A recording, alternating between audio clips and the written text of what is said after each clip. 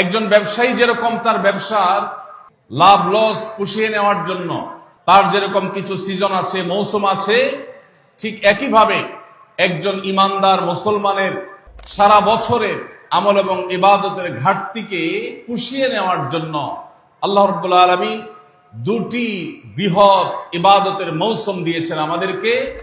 কিভাবে করব, কোনটা করব কোনটা করব না, এ সম্পর্কে যথেষ্ট ধোঁয়াশা আমাদের মধ্যে আছে। আমাদের নানা অপরাধ, গুনাহ, পাপাচারের কারণে হয়তো জাহান্নামীদের তালিকায় আমাদের নাম চলে গেছে।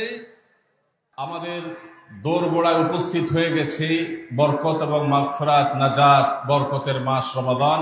এই রমজান মাসের ফজিলত, এর মর্যাদা, এর তাৎপর্য, এর মাহাত্ম্য রমজানের আগে থেকেই আমাদেরকে রপ্ত করতে হবে।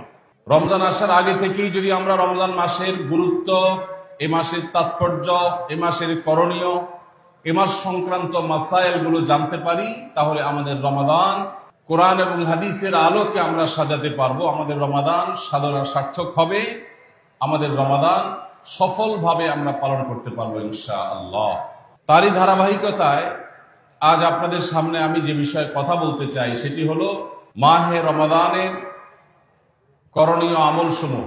আল্লাহ রাব্বুল আলামিন ঈমানদারদের প্রতি অনেক বড় অনুগ্রহ করেছেন।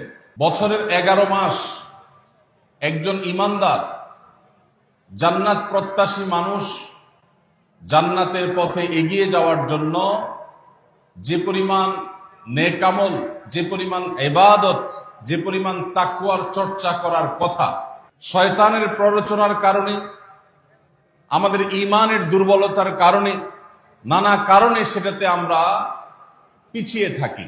বছরের 11 মাস আমল এবং ইবাদতে আমাদের যে ঘাটতি হয়, আমরা যতটুকু পিছিয়ে থাকি, যতটুকু অভাব এবং শূন্যতা সৃষ্টি হয়, সারা বছরের আমল এবং ইবাদতের ঘাটতিকে পুষিয়ে নেওয়ার জন্য আল্লাহ রাব্বুল আলামিন দুটি বৃহৎ ইবাদতের মৌসুম দিয়েছেন আমাদেরকে।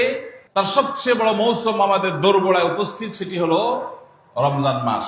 আরেকটি ইবাদতের মৌসুম আছে বছরের, দ্বিতীয় বৃহত্তর ইবাদতের মৌসুম, যে সম্পর্কে আমাদের সমাজে খুব একটা জানাশোনাও নাই, সেটা হলো জিলহজের প্রথম 10 দিন, ইবাদতের আরেকটি মৌসুম।